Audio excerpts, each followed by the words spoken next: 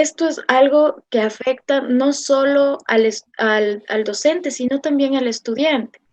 El acceso que tiene el estudiante a medios digitales con un smartphone es hasta el 90% de la población, Ujú. pero solo con WhatsApp y Facebook. Entonces debemos generar una estrategia, un aula virtual en WhatsApp o en Facebook que le permita al estudiante aprender. Si Es, nosotros nos pusiéramos a pensar, por ejemplo, en una computadora, en una tablet, quizás ni siquiera el 40% de los estudiantes tengan este mecanismo para ingresar a un aula. ¿Es posible llegar pues a niveles aceptables precisamente para desarrollar estas actividades específicamente pedagógicas, docentes, de estudio, con el apoyo de organismos internacionales como el banco con el cual ustedes están trabajando, precisamente para la dotación de estas herramientas y por otro lado, pues para que las políticas públicas, en este caso de los países, puedan incrementar y dar sostenibilidad también a plataformas que permitan a futuro sostener los programas educativos? Diego, esto es muy posible. Recuerda que el espectro radioeléctrico del Ecuador es de los ecuatorianos. Uh -huh.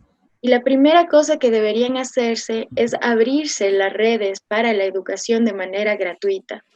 Creo que este es el primer paso decente que debe dar el gobierno nacional. Y lo digo así, decente, porque es algo ético, es de los ecuatorianos y debe ser liberado para que haya mucho mayor acceso a la educación en nuestro país. Sabemos la importancia de un pago, pero cuando hablamos de educación estamos hablando de un derecho constitucional y este debe ser respetado. La segunda cosa, claro, el Banco Interamericano de Desarrollo ha desembolsado varios fondos ya para el beneficio de nuestro país. Dentro de ellos, entiendo que también otros organismos internacionales están colaborando para que podamos aumentar el espectro radioeléctrico, aumentar las posibilidades de conexión en el país. Esto será a un paso acelerado. Mientras tanto, lo que nosotros deberíamos exigir como ciudadanos es la gratuidad de la educación mediante el uso de las tecnologías, ¿no? Ahora, ¿cómo se articula precisamente la posibilidad de esta capacitación? ¿Lo hacen individualmente los maestros? ¿Tienen que hacerlo de pronto a través del ministerio, de sus entidades? ¿Cómo se ha operado para poder llegar a este nivel y que sigan formándose en estas competencias que son urgentes y necesarias actualmente?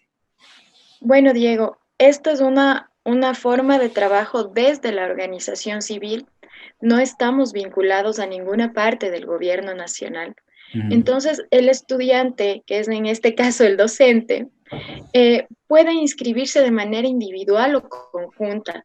Hemos tenido varias instituciones educativas a lo largo del Ecuador, Perú, Costa Rica, El Salvador, que se inscriben como institución educativa, que es lo mejor. Uh-huh. Lógicamente van acompañados y van trabajando juntos en un objetivo. Pero si usted ve que hay dificultades dentro de su institución, que no pueden coordinarse, no hay problema. Usted puede también optar por estudiar individualmente. Lo importante es que rompa la brecha del desconocimiento, del analfabetismo digital y comience a comprender cómo puede utilizar herramientas como Zoom en su clase de una manera asertiva y adecuada.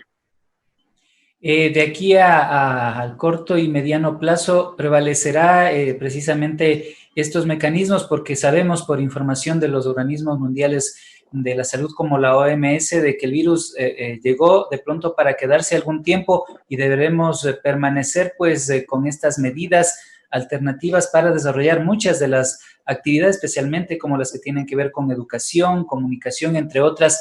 Está Poliestudios proyectado precisamente en esa línea. Así es completamente, Diego. Entender nuestra nueva realidad implica saber que la mayoría de colegios e instituciones educativas en el Ecuador tienen una saturación de estudiantes, Uh-huh. 30 alumnos en aulas de 4x4. Esto se vuelve inmanejable de cierta forma y tenemos que aprender a acoplarnos a una nueva realidad donde todos vamos a tener que construir desde la virtualidad el conocimiento. Y para eso está Poliestudios formándoles y educándoles y ayudándoles a crecer. Para quienes requieren más información, están interesados en los diferentes aspectos de formación que ustedes están planteando, ¿cómo les contactan? ¿Cómo pueden llegar precisamente a ser parte de esta alternativa que ustedes están planteando?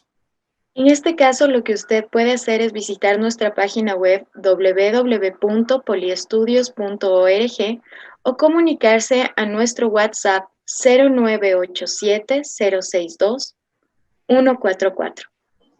Verónica, además del tema educativo, había referido otras áreas como la psicología, la comunicación, las mismas tecnologías en esos ámbitos, ¿están también abiertas las posibilidades para la formación? Sí, en efecto, nosotros tenemos una formación para comunicación, por ejemplo, que se abre el 1 de junio, donde vamos a enseñarles cómo armar una radio digital, cómo crear un periódico digital, cómo podemos trabajar en un podcast, qué podríamos hacer y cómo podemos fortalecer desde un Spotify, podcast comunitario, entre Ujú. otras características más. Es un tema muy interesante.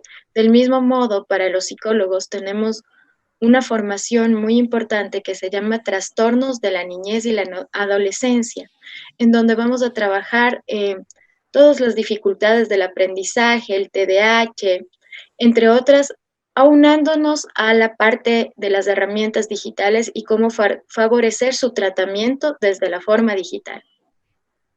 Ahora, el tema digital implica también un tema de al menos un equipamiento básico y contar con una red adecuada para sostener precisamente cada una de las sesiones que debemos realizar en cada uno de los diferentes ámbitos. ¿Cómo se perfila, se proyecta desde la visión de Poliestudios esta posibilidad? Porque, como decíamos, en la actual situación, que no es solamente una crisis sanitaria, sino también económica, acceder a estos elementos. Claro, normalmente, por ejemplo, hasta antes de la crisis, nuestras formaciones tenían un costo de $400 a $1,800. Uh -huh. Es por eso que nosotros, estas mismas formaciones, en este tiempo de crisis y entendiendo la necesidad ecuatoriana, las hemos reducido a un valor de $20 para que todos puedan tener acceso. Además de eso, les estamos enseñando cómo podemos trabajar desde las tecnologías con elementos sincrónicos y asincrónicos, porque entendemos que muchos de los ecuatorianos no tienen una adecuada calidad en el Internet, por Uh ejemplo. -huh. Mantener esta conversación de una manera robusta para usted, Diego, para mí como Verónica Jiménez, probablemente nos cueste $500 mensuales de Internet. Entonces, estas cosas son realidades que vivimos los ecuatorianos, que debemos comprenderlas y debemos trabajar no solo desde medios sincrónicos, porque sería imposible para muchos ciudadanos, pero también sí desde medios asincrónicos. Muy bien, entonces reiterar esa invitación a esta posibilidad que ha abierto Poliestudios para esta formación, para generar estas nuevas competencias y fortalecer mecanismos que ahora mismo son indispensables en medio de la emergencia, Verónica. Muchísimas gracias por la invitación, Jorge Arauz, Diego Moncayo. Siempre pueden contar con Poliestudios para hablar sobre la educación online y sobre las nuevas tecnologías de la comunicación.